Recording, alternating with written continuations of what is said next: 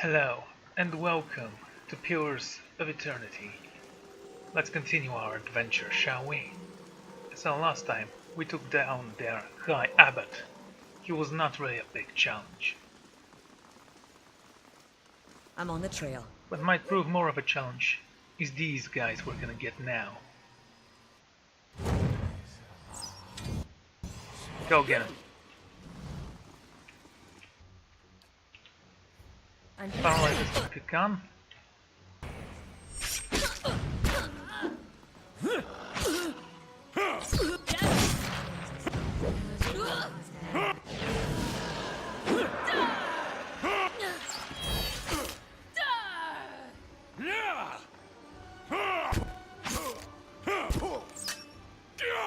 Yeah, good luck there.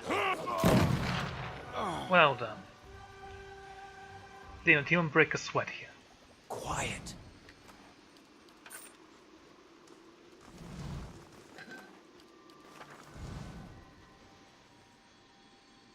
Okay. I haven't been this way, have I?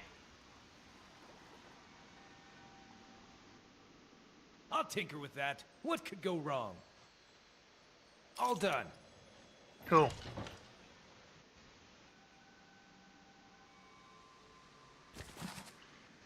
Scroll of Moonwell. Selected correspondence of Givebringer Ivan. Think I have read this book. And the Moons of Yore. I definitely have read this one. Let's take a look.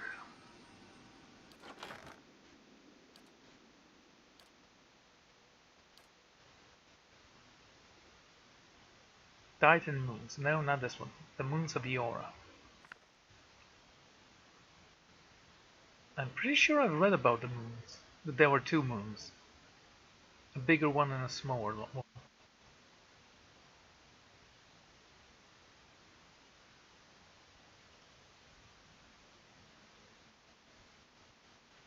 Yes, Balafa. And Kawacha.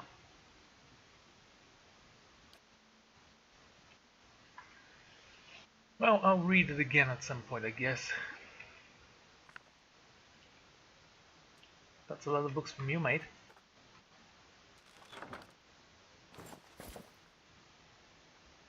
What is your wish, thy master?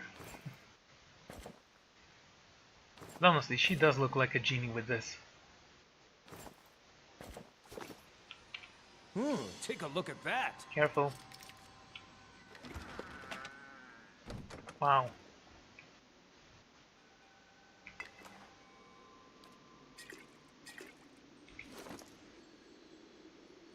Okay, do we need to give these potions to someone? Doesn't seem like it. Very well, move this way. I'll take a look. Was there a secret in here? Not a sound. No. This thing I forgot. Oh, it's stealing apparently. Big deal. A key. It's a quest item apparently. What about this place? It seems like there's a whoa here. Nope. Fine, let's get down here.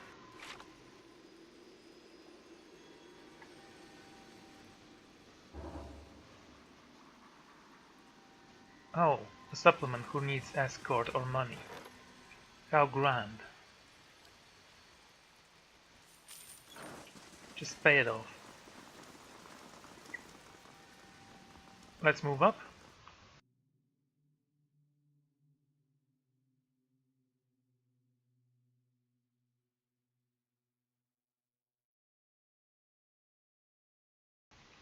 Wait, up? Right. I haven't been here, have I?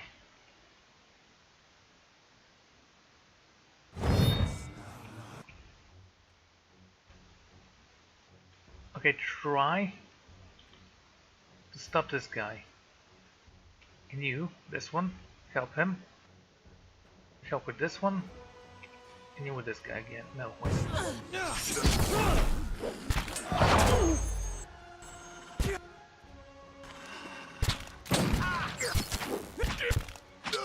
Good work.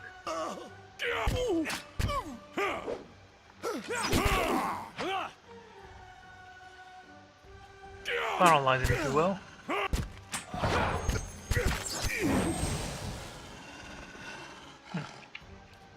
That was easy. Not So a what is sound. this thing? Water flows upwards from this slit that cuts along the tiles of the floor. The water swells and condenses when touched, forming an elastic barrier that resists any attempts to cross it.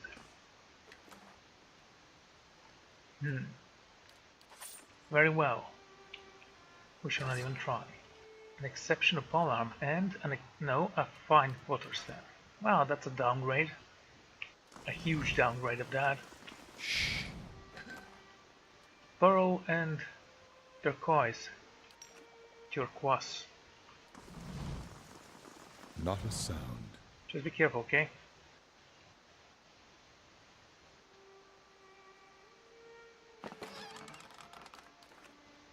Okay. Oh, and supplies. Good. Guess this will open after we do whatever it is we need to do down there. We'll see.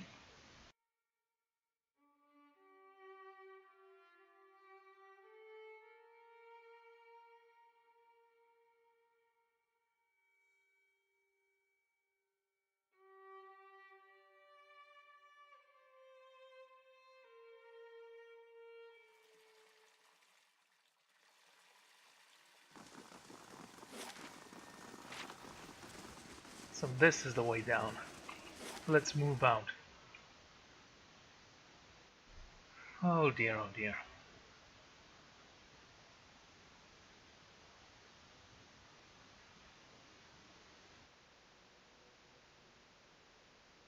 You know, I have no idea what my reputation is right now.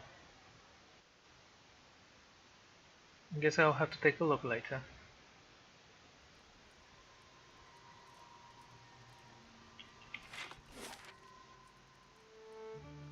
The rising waterway. Move in.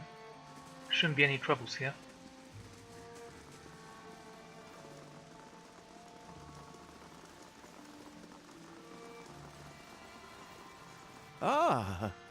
Hello. Goodbye. Use the door behind. Would you just give me another key? Use. Why? So, some doors in here. Perform the sign of the tide on the hidden carving. I curled my hand as Kaoto had done in the position over the carving of the wave. Then using my other hand, I traced the arc of Karas with our index finger and the little finger. A heavy tremble stirs the ground, and from all around me came the sound of rushing water. Oh, how is that gonna help? Oh, pretty. Speaking of pretty, the sea and her love. The sea beheaded her love, shimmering bright on the high. She bade him come down from his palace in the sky. Her love could not be swayed, so she took peace into her heart, and all who saw her grieve that day sleep in her bosom still.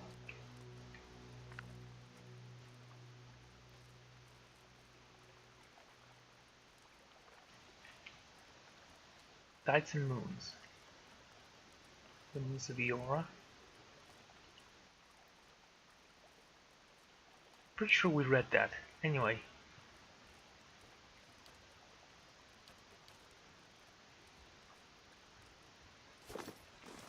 Let's move. Quietly now.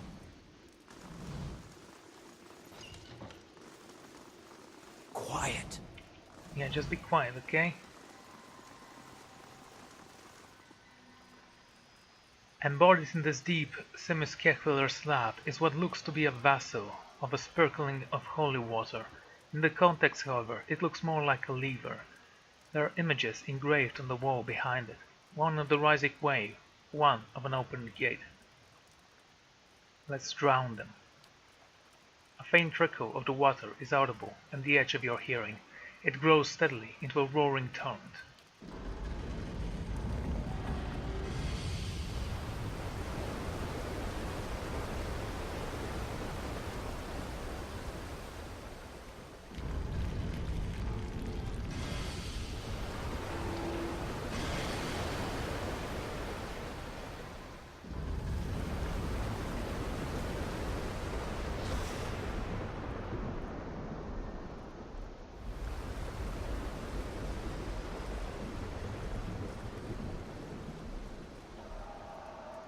Cool.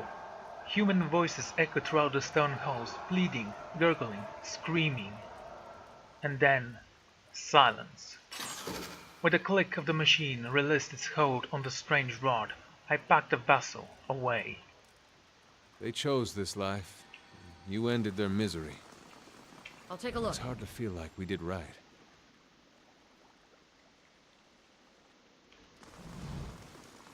That's gonna help you. You can just blame it on me.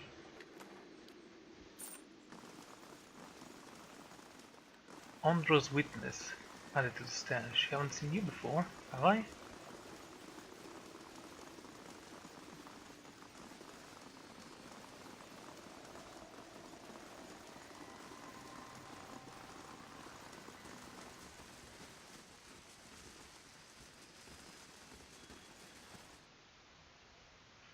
Was that supposed to happen, by the way? I'm not certain if that's gonna open the door or not, but I assume it will. I hope it will.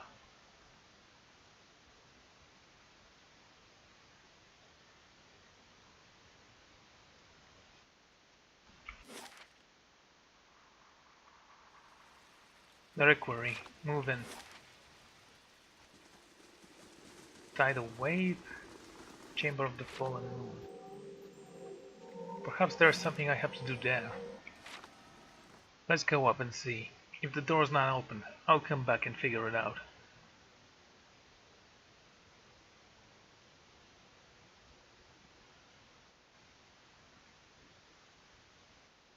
Also, we need to be stealthy in this area. Who knows what enemies lurk above? I will walk unseen.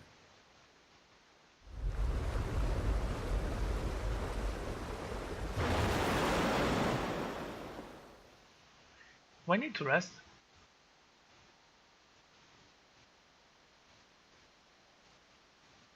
Yes, let's walk into this friendly cave that is shaped like a skull. That sounds like an amazing idea.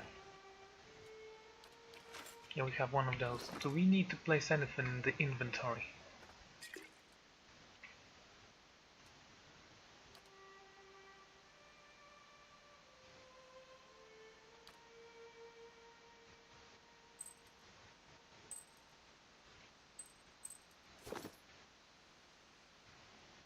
Okay, I'll go slow. There's bound to be secrets here somewhere, right? It's not a cave. It is a huge skeleton. Is it the... Is this what the Abbey was built to hide? Well, maybe they shouldn't have hidden it on the roof. The cracks on this jawbone suggest that a forceful blow separated it from its skull. Judging by the distance to the nearby skull, a tremendous force severed this vibrant from the rest of the giant body. The structure behind the giant ribcage appears to have been built around it. I can see some chains.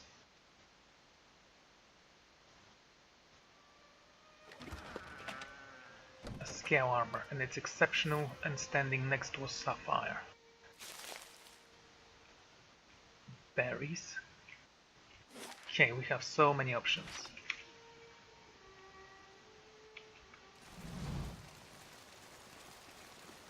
I'll stay out of sight. Let's take a look at this first.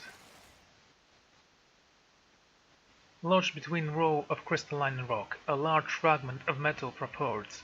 It looks as though it might be possible to pry it loose. Pull the metal fragment. At my touch, the splinter of metal begins to glow orange. Heat surges up from my hand, and the arms have enveloped me with such intensity I felt as though I'm melting down. The heat spreads the world around me, turning it orange and then yellow and then white. The ground, the sky, everything around me drips in melted globe. It begins to take shape beneath my feet, as if an invisible mold. I and the shard are the last things to melt and fall to my addition. The molten pool compels me to shelp an immersive hammer. The metal cools as quickly as it had heated. The handle is grippable now by two great leady hands, and the hammer is cocked back over the shoulder and broad and molded as a hilltop. The wielder winters around the heavens a hammer, and you are flying upwards for what seems like ages into the airless backless above, and you spin. You catch glimpses of rock large enough to be moon. It is close, far closer to the world. The force of the impact shatters the hammer and stone alike. The rock is eradicated outward. The section of the front face is cleaved off and begins to fall splittering apart at the cracks. In 100,000 fragments blossoming outwards in all directions, debris shower the atmosphere, trailing smoke and fire. Below, the land and sea are far off, but gradually rising up. Features are becoming clearer by the moment. As you stick towards the earth, you are launched into an enormous boulder falling amongst other smaller fragments that heat the burst around you on all sides. Beneath you snow-capped mountains rise up, dotted here and there by cities of stone and adra. The impact will be the destruction of all of them. The largest of the fragments find a city barrels downwards in a fiery cocoon. Its size reduced, the edges emoted, but it won't burn up in time. It lands silently in a distant ocean, sending a column of water skywards, radiating ripples and spread like wrinkles of fabric. And then the sound comes tearing up through the sky. It sounds like thunder. The shadow of your rock fragment is visible now, getting larger by the second. You are moments away from the striking of the ground when a massive shape throws itself into your path. The last thing you hear sound like another rumbling impact, but that isn't what it is. It's a chuckle, relieved, breathless. You hear two words. Made it. Everything goes black. I open my eyes. The metal hammer fragment has come free, and I am now holding it in my hands. It is warm to the touch.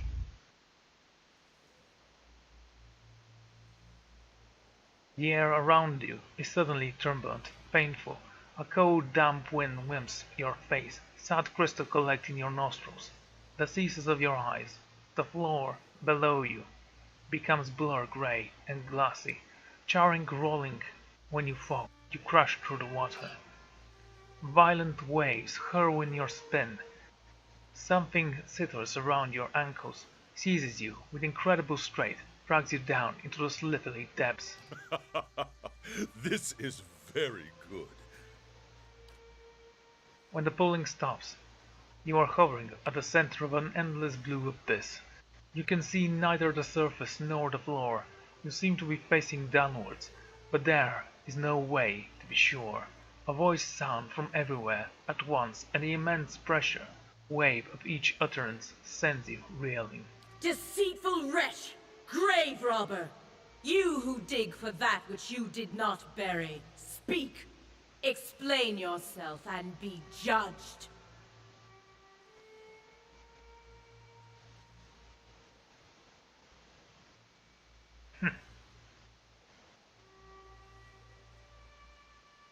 Who are you supposed to be?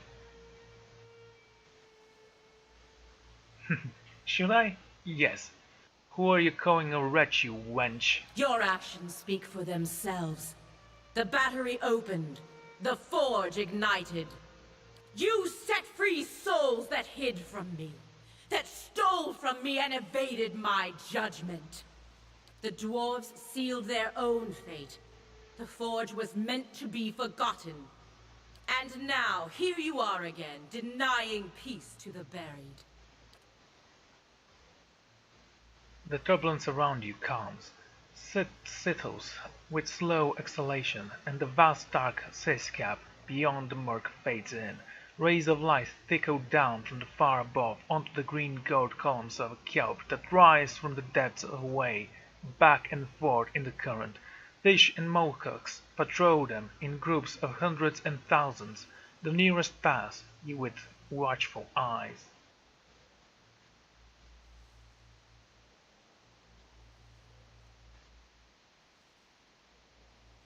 What are the bones of one god doing sealed in the temple of another? Do not play coy with a god, Watcher. I know you have seen his death. I feel it whenever a forgotten thing is taken from me. Abidin did not deserve to die here. This place, it was the least I could do to give his remains some privacy. The least you could do. The least I could do for ending his life. Light drains for your surroundings. The kelp fortress becomes a corpse of black tendrils, struck and twisted as a regard. I called the moon down to me. Ioni brother. It was against his wishes. He would not listen to reason. Would not listen to me. In his madness he splintered the moon. But it was not enough. The greatest of the fragments still fell toward that which he would protect. In the end, he took position where it would fall, and absorbed the impact himself. I thought Belefa and Kauha were the moons. Ioni brother is their smaller sibling, tiny next to them. Small enough that the world would survive its impact.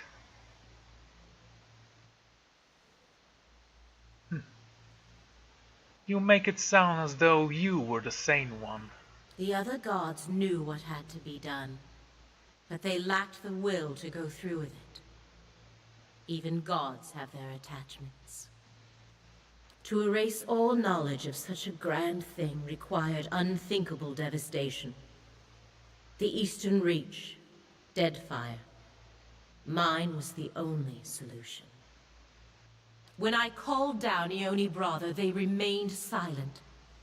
Even Abaddon, he knew it was for the best. But he tried to stop it all the same. Perhaps deep down I knew he would. I should have expected it. I could have stopped it. And why the temple? Why is all the secrecy? That time has been forgotten now. And so his death belongs to me. Everything he was before the impact. But you slew yet another god. Surely the other gods know this. Abaddon must know. Current surges through the kelp bed, pushing each plant sideways like sparling in the hurricane, and propelling you backwards amidst a torrent of wayward fish. No! He cannot know! He must never know! Understand, he was not always as he is now. His body was not all he left behind. He was devoted to progress and industry from the beginning. But so too was he devoted to preservation. In those times he would let nothing go. Nothing could be forgotten. His will was iron long before his body. And what was it that he was trying to preserve? Time has finished much of what I started. I cannot tell you that, mortal, for fear of undoing all its costly work. Preservation. So that is why he went so far to oppose you. We agreed long ago, all of us, not to alter the course of Kith's civilization. Not directly. Not unless there were no other choice. But in this matter, there was no other choice. He understood that as well as anyone. It was for duty that he opposed it. I would have stopped it if I could, but by then it was too late. I want to ask something else. You may ask. What do you mean the forge is meant to be forgotten? It was never meant for mortal use. Such power, Such truths lie within it. It can bring only ruin. When the Pargrunin came to the White March, they were peaceful. They shared common beliefs and purpose. Their visions for the Forge tore them apart. You have seen this for yourself. They would have destroyed themselves in the end. How convenient that we will never know. You need only look to the history of your own civilization for assurance. How many wars, how many fallen empires might have been averted if only their leaders could forget the objects of their ambition? None could have been averted from their destiny. I mourned the loss of the Pargrunin. Misfortune brought them here. They did not deserve to end so soon. Why did you pull down Ioni Barath? The great conundrum of a god is how close to become with your subjects. Too far and they lose hope. Too close and your own judgment fails.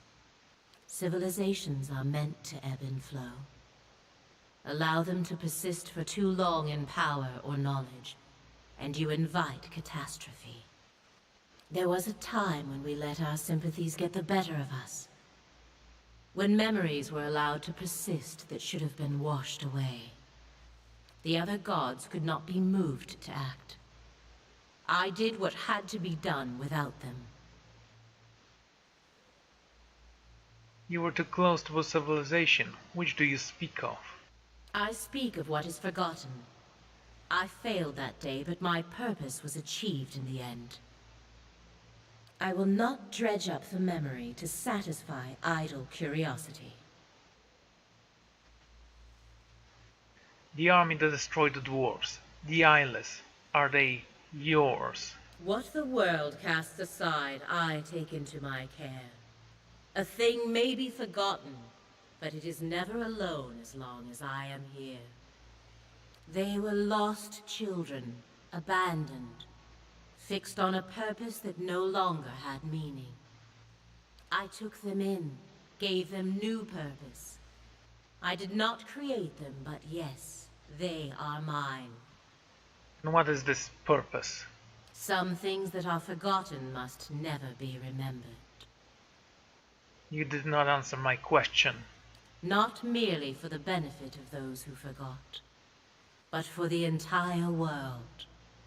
There can be no second thoughts, no sympathy or stays of execution. The Eyeless were born to fulfill this task, though even their creator did not know it. They are single-minded and relentless. You mean that they kill those who remember what you want forgotten? They do not flinch when called upon to do what is necessary. Kith owe them a great debt for the troubles they have hidden away. Alas, I saw them forged. I know they belong to Abaddon. They were his once, I won't deny it. He created them as assistants to carry out his work on Eora. But he has long been the overseer of progress in the world. Leaving things behind has always been his way. I allow him to leave his past in my care, so that it does not hold him back. It seems you and Abaddon have a unique connection. I suppose we do. But then, the gods have always been able to accomplish far greater things when working together. Nearby I saw a shark pass through a school of fish. The fish scattered, evading the predator. I want to discuss something else about the Eyeless. Speak your mind. You haven't given me the whole truth about them. Careful what you accuse a god of, mortal. The water around me suddenly icy. I could feel its sap and heat from your veins. Abaddon didn't abandon those creatures. You made him forget them. Otherwise he might remember how he died. And what if I did, mortal? It does him no harm to forget. But it will do you harm if he remembers. On the contrary, it lifts a burden. If Abaddon remembered, it would threaten the harmony between the gods. Harmony. A bunch of nonsense controlling the world. How many are you? 7, 12, 50, 100? Doesn't matter. You're a minority. It was not so long ago that conflict between us led to disaster in your world, and the death of one of our number. So you do confirm that Wilden. Memory is but an image we create to make sense of the present. It carries no truth or meaning but what we ascribe. A slight alteration to it is a small price to pay for peace.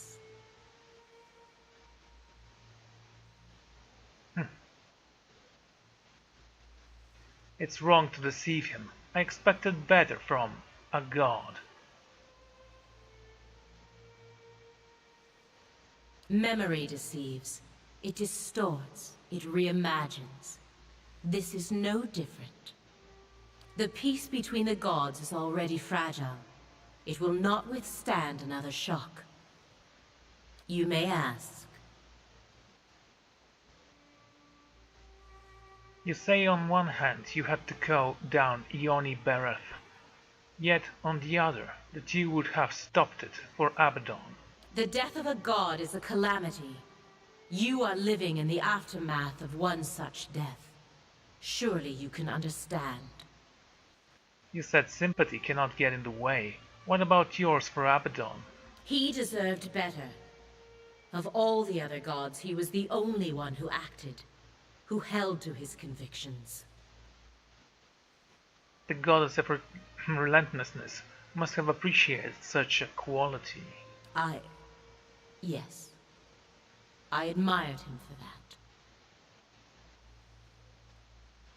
But it's more than that, isn't it? You loved him. The push of a current became long and heavy, like a scythe. Whatever he was to me, it was not meant to last. Always our duty is to Eora first. I knew he opposed what I intended. That he would wish to preserve what I meant to destroy. I knew it would cause a rift that might never be mended. But I never imagined he'd go so far. I never imagined it would mean I would never know him, as I once did. If he doesn't remember dying, why not begin again with him? Because it might cause him to remember. No, mortal. Better that we should exist as we are now. I say better if you do not exist at all. What happened once must never happen again. Bad enough that I am cursed to remember it. If you say so. You may ask. What does it matter if someone is remembering a forgotten thing? It's in the past, other way. Memories are the spirits of the past. You of all people should know their sway on the present, Watcher. They are ours to bear, whenever we care or not. Mortals measure the worth of their lives in memory. Who will remember me? How long until I am forgotten? Not all mortals. Memory governs every thought, informs every choice. It can fuel passion, understanding, love, or it can create obsession, madness. You have seen it plague many souls in your travels. Consider the old Watcher who inherited unspeakable crimes from birth, or the young woman who committed herself to Brackenbury for love of things she remembered she had. Or the Glonfathen boy for whom an old medallion was worth more than all the fruits of his labors. Or the former Crucible Knight, whose political embarrassment embittered him against the organization whose ideals he treasured above all. They could be free from their burdens, if only they could forget.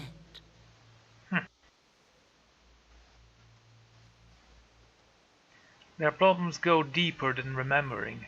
Simply forgetting does not make them go away. For some, perhaps. But for many, the memory is all that remains of it. It has been many years since the Takan people were assimilated. Why then should your Nalpazka warriors still hope to free them? There is no longer hope of freeing the Takan. The failure is part of Zawa now. This memory is your tether, Nalpazka. How free your mind would be without it.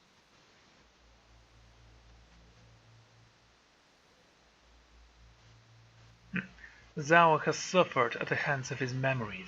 It has made him stronger, if nothing else.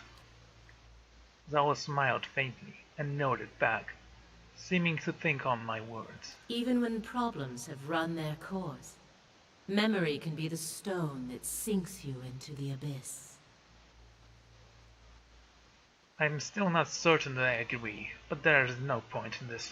Your past has not overwhelmed you yet. Wait. Was there something else, mortal? I need you to go off the Yliel. On the contrary, mortal. Their work must continue. Far too much was uncovered while they lay dormant. They draw attention to the very thing you wish hidden. In my dreams, I have seen them swarming over Direwood. Those who know too much of the White Forge will be washed clean from Eora. And then the Yliel shall rest once more. This isn't some lone tribe of dwarves. The Forge sees visitors from all over now. The Yliel will tear Direwood apart. It will never be forgotten. The sea life around you stirs back and forth, agitated, restless. Even if it is as you say, there is nothing that can be done. The Yliel do not think for themselves. They have only the purpose that is given to them. They do not stop until the purpose is fulfilled. They will not change course now for me or anyone. I am sorry. If you won't stop them, then I will. Your determination is commendable. But the Yliel number in the thousands. You will need more than strength or luck.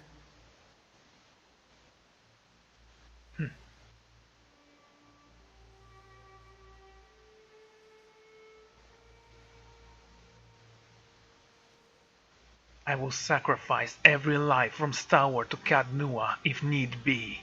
Let us hope it does not come to that. I will give you what aid I can. I bade the Yliel to remain hidden when at rest.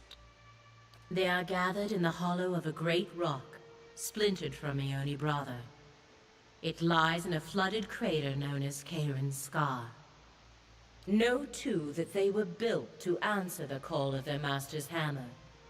When they hear it strike, they come to its aid. If you were to take that piece of his hammer from here and reshape it in Abaddon's forge into a likeness of the original, you might be able to call them to you. But destroying them would be another matter. I know of one way, but only from the center of the Lion's Den. Only with their master's hammer in your service.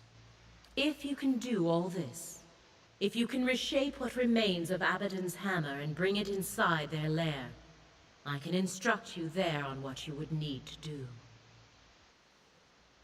It would be easier if you told me now. Nothing I say will make sense until you see it for yourself, mortal. We share a common purpose now.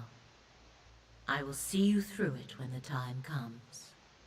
I will remake the hammer in the White Forge and stop the Yliel. If you do not, be assured, they will come for you as they did for the Pargrunen. Did I say the other thing? No. An uneasy trembles disturbed the calm like an unwelcome thought. Careful as you approach the lake. When I claimed the Yliel, I made sure they would not be discovered while they slept. Many of my most devoted followers stand watch there. They will not allow you near. And there is something far worse. Something more fearsome and dangerous than any Yliel. Let us hope you do not attract its attention. You must tell me what it is. In place of an answer, a sudden surge of the current from beneath sends you hurtling upwards, The surface above you approaches fast, shifting and glimmering like quicksilver. You emerge soaked wet on the stone floor of a reliquary, grasping for breath as if you'd been holding it for hours. Wonderful. Slow and silent. Something big and dangerous, no doubt.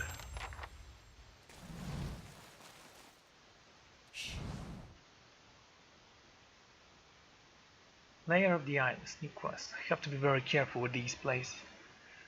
I have no idea where it leads. There might be some enemies nearby.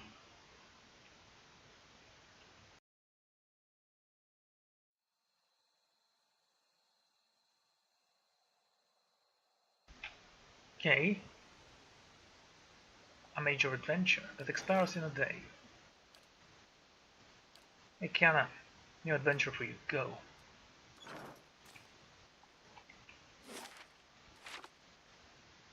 What? Is that it? And here I was beginning to think we might be able to do everything today.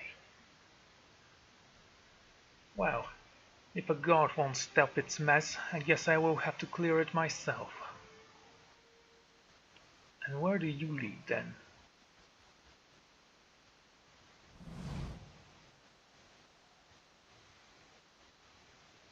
The path ahead leads to the outskirts of the abbey. What would you like to do?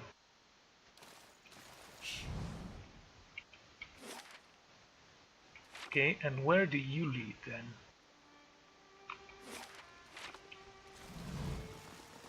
I'm on the trail.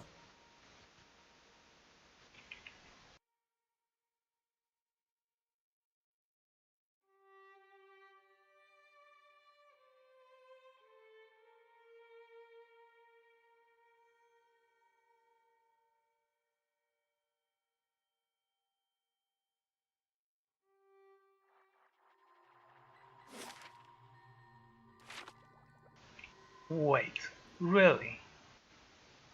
Come on, game.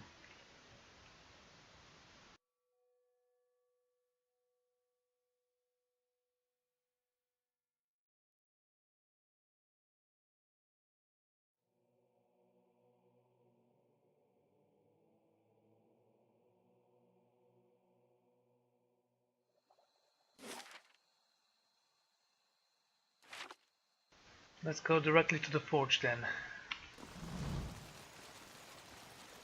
I might need to return to town and rest for a bit. We'll see.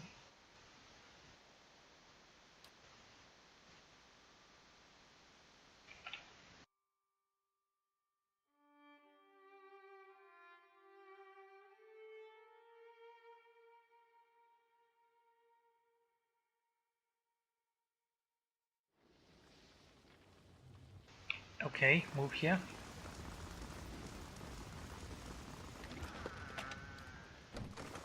Wait, did we gain a berry just now? It was weird. Incredible heat ripples upwards from the white forge and laps against you, exposed skin. The fragments of Abaddon's hammer grow warm in your hand, as if in recognition. It is only a fraction of the size of the original, but there is metal enough to create a hammer fit for a person of your size to wield. In this forge, the fragment could be shaped anew. Recreate Abaddon's hammer. I called to mind every memory you had witnessed on the great hammer. The images coasted and take shape in my mind's eye. I know every curve, every engraving, even as a shapeless lump of metal. I could see it. I could see the fragments for what it meant to become. Fragment is low to heat, even the white forge, and quick to cool as you work against the anvil. Sweat drizzles down your body and puddles at your feet. My arms grew sore, and each swing of my forge hammer, until I could barely lift it. Minutes turned to hours. As Abaddon's hammer begins to take shape, the ring of my own hammer against it takes on a familiar tone, one that I had heard in my dreams. With each strike, an image flashes in my mind, It is hazy at first, but it gains details as the hammer begins to resemble the original. Over time, the image became a frozen landscape centered around a cratered lake. Yliel's betrothed's frozen surface is dwarfed, and this could only be the place Ondra described, Carrion's scar. The Yliel follows here and there when I stroke and look up, as though hearing the echo on the wind. In the distance, as more details appeared, I could see other landscapes, Starward, Dargan's battery, and I understood where the lake lies in the White March, where I must take the hammer. Finally, with a careful echoing of the last detail with my chisel, the hammer was completed. No sooner do I make the final mark than I felt a pure radiant energy pulsing from within, like a mechanical heartbeat. There was indescribable beauty to the shape of the agent and the design. It felt as if this is the realization of a metal's purpose. I took up the hammer, and its power rushed over me in waves and shakes my body. Too hard, I nearly dropped to my knees. The tremor passed, but surge of power remained. The hair on my arms stood up. In my hands, it was a faithful reincarnation of a divine instrument. I know you're holding the weapon of a god, but don't let it go to your head.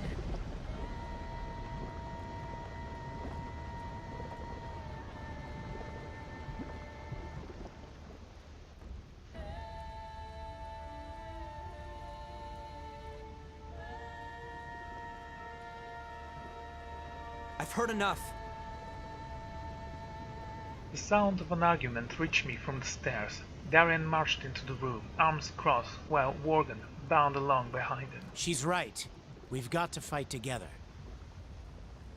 I also recognized Aldrich following them. His shoulders were rigid, and his arms were clasped in front of him. Wangor saw me and pointed enthusiastically. See, Darian? He'll tell ya! We can stop him!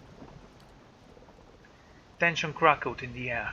Darian whirls and cuts Wegra off with chopping motion. If he's seen them, he knows better. What do you want now? Something killed a whole crew of hunters out in the wood. Tore them apart like dolls, insects. Despite his steady posture, his eyes lit and flickered like flies, and his upper lip shined with sweat. Something like the creatures that attacked my fort, perhaps? I told ya! All we gotta do is get him in range of these cannons and then we blast him! She brings her hands together in a loud clap. We don't even know what they are.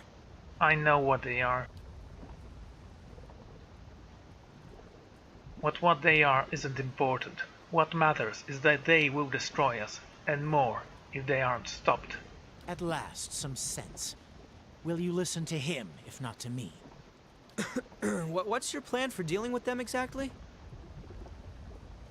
The eyelids are hidden in Carrion's scar. I will face them there. Wagon and Darian gap at each other in disbelief. That lake's notorious! Folk never come back from that. She breaks off, her eye suddenly wide. Oh! You'll need all the help you can get. I have fewer men to offer than I would like, but the Iron Flail stands ready. Our siege weapons are at your disposal. Adric, I'm starting to like you. The same ones you threw at the battery's walls? Careful, Darian. These eyeless will come for us all if they aren't stopped here and now. Are you sharing a voice actor? Forget it. You're not bringing your army into our backyard. He looked at me and nodded. Tell him. Adric is right. We need to work together. It's not time to worry about what's past, Darian. Nods from the countries of his jaws. Guess that's that. He kicks at the loose fragment. We'll assemble the Carrion's car and await your orders. Be ready, my friend. It will be a great battle.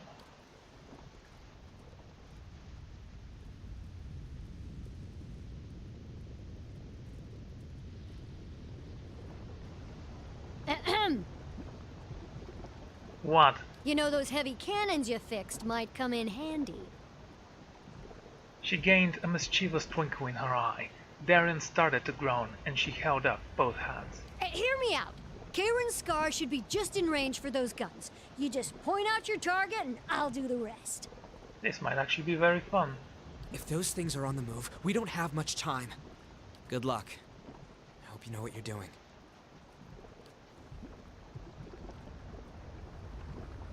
So, I now have the Hammer of a God.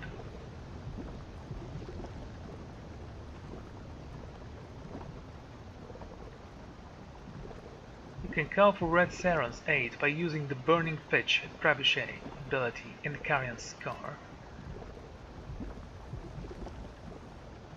Okay, Yliel was granted Burning Pitch Trebuchet. You may call upon the cannons of Durgan's battery by using the Heavy Cannon Blast ability in Carrion's Scar. It was granted Heavy Cannon Blast. Let's take a look at this weapon, shall we? It's a two-handed weapon. I need to bind it to someone.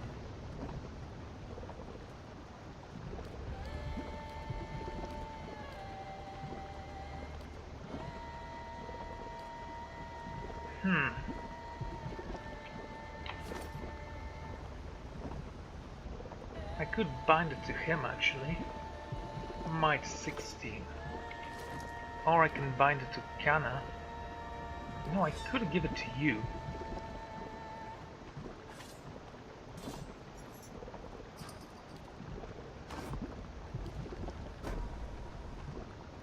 If it was a one-handed weapon, I would definitely give it to Eder. He already has a soul bound. I surely want to so bind Adrian's hammer to Sagani. Once bound, this item cannot be equipped by other characters.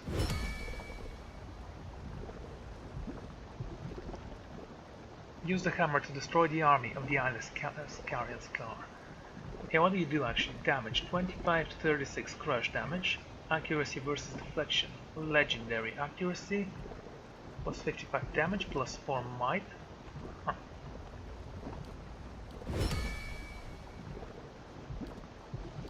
So if I give it to you,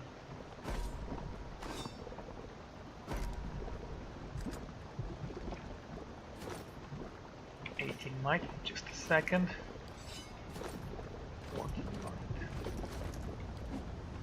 Okay, you can keep your blunderbuss.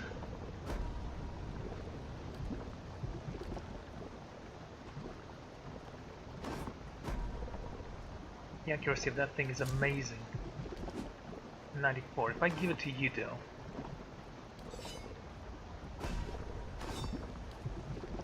I think you should have it. Okay, bind it again. Abaddon's Labor. Once per rest, you say? No, per encounter. Courage damage, accuracy versus reflex. User, 1 fatigue. What does that mean? Did you get a fatigue level? That's bad. Once per encounter. Ring of an Ancient Forge.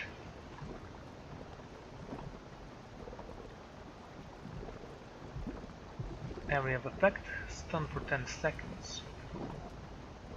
I knew I was gonna get this, maybe I should have given it to Eder.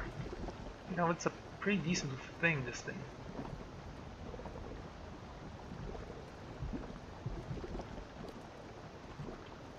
Okay, let's place you guys both in my inventory. Still have you.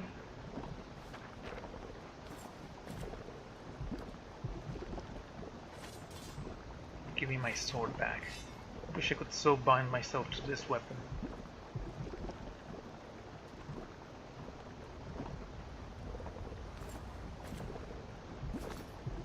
I mean, look at that.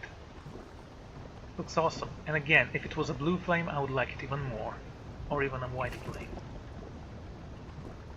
Okay, we have some weapons we haven't read about. Also, we have boots of speed for someone who might actually need them, like defense against prone attacks, defense against push attacks. Why don't you take them? We have so many boots. We need to give them to Kana, perhaps. We still need to rest somewhere. You have a concussion, swollen eye, and your shoulder is wrecked. You're fine. Stop complaining. I say we should go to Cadnoa and rest there.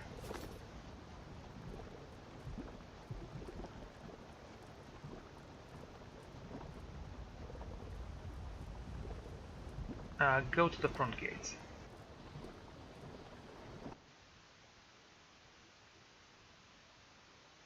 This might be a little bit of fun at least. So the story actually becomes a little bit more interesting at this part, and it's the end of the story, so good job there.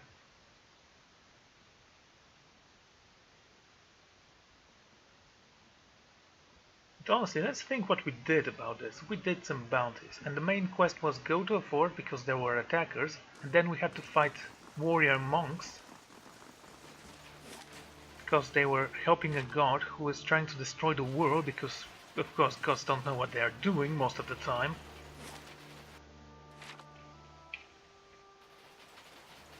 You know, pretty standard stuff, I'd say.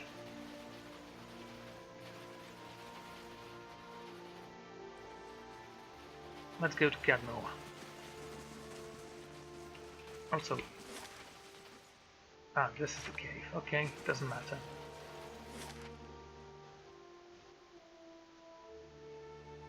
The Abbey of the Fallen Moon. There is the canyon scar. We'll rest at my house, and then we'll continue with this. I assume we'll be fine.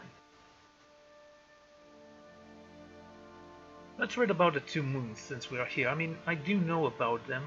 I don't know, I've read so many books, I may have got my lores overlapping each other. We'll see.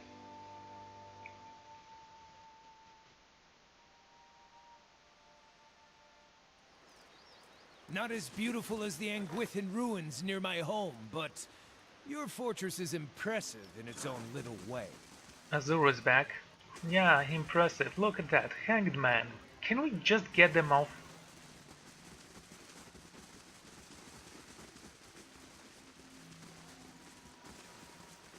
Right.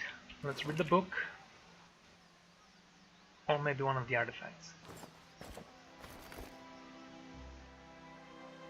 The ceremonial graph of the Tidebringer, a devout Odrenet elected by their conclave to take the mantle of leadership at the Abbey of the Fallen Moon. She looks adorable in that. I am the genie of the lamp. Or the bottle, I don't know. Amulets are more often. Defense against spells, whatever. Gwyn was a young woman from Port Vale who was engaged to be married to a farmer from the village. Her parents were thrilled about the match, yet as the day of her wedding drew nearer, Gwyn suffered from horrible nightmares that she was suffocating. She would awake gasping for breath, but otherwise unable to move. She told her parents about the nightmares and the horrible weight and seemed to pass to her shoulders more and more each day. They assured her that the nerves would pass, but they didn't. On the morning of her wedding day, when the sky was still grey and heavy mist hung over the fields, Gwyn struck away. She thought a long walk might come her, but the further she got from Forken Vale, the better she felt. By the time she reached Barrow's Wool Bluffs, she realized that she had no intention of going back. She spent the night at a little roadside inn on the clarity of the owner, and after a hot dinner and a good mug of ale, she enjoyed the best sleep she ever had in months. When she awoke, her hostess pointed her to Defiance Bay. She reached the city and quickly found her port. She had nothing of value besides her betrothed ring, which she traded for passage to Adir. Well, that's a legendary ring. Gives you 4 intellect though. Makes you clever.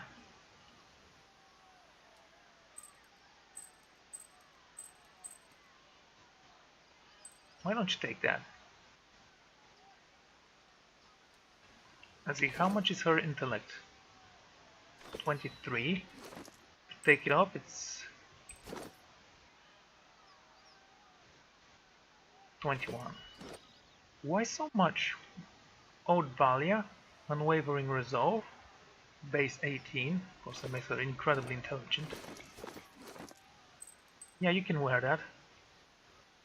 4 meters. The base is 2 meters for 99 seconds. Wow. You know, maybe there is something to you using scrolls.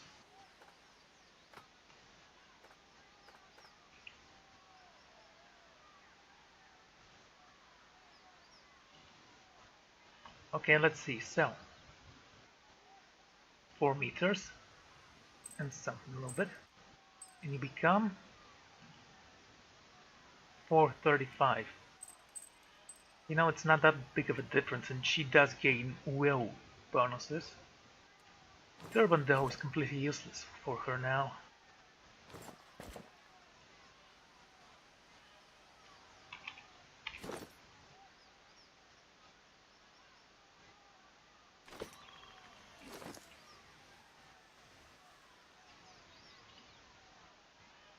$445.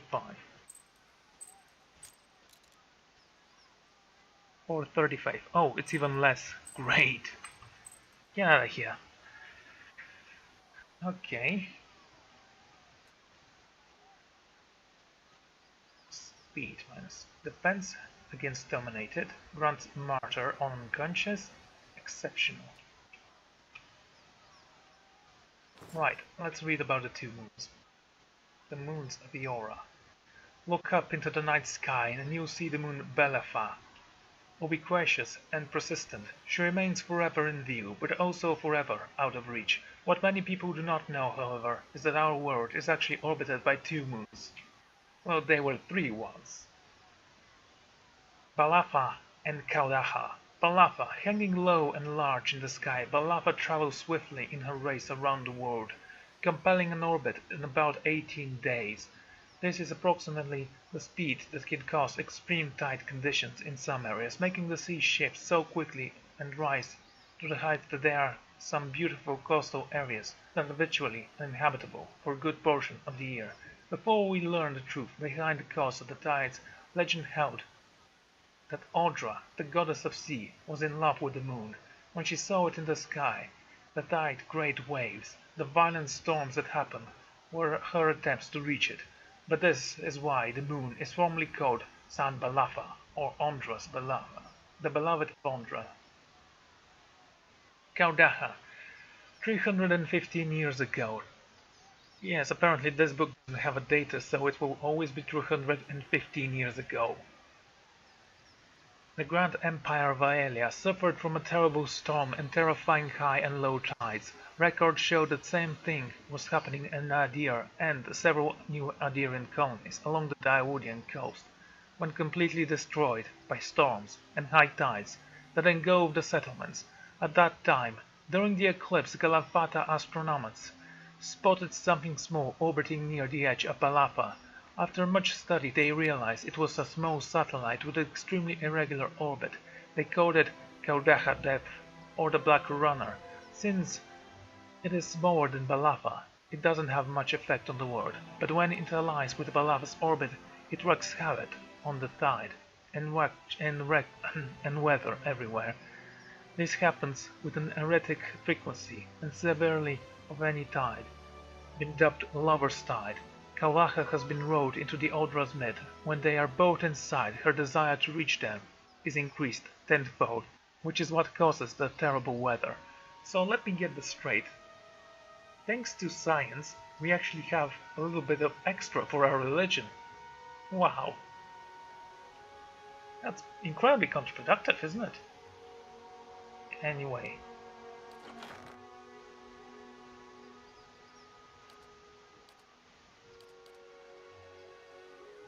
Moons of Yora.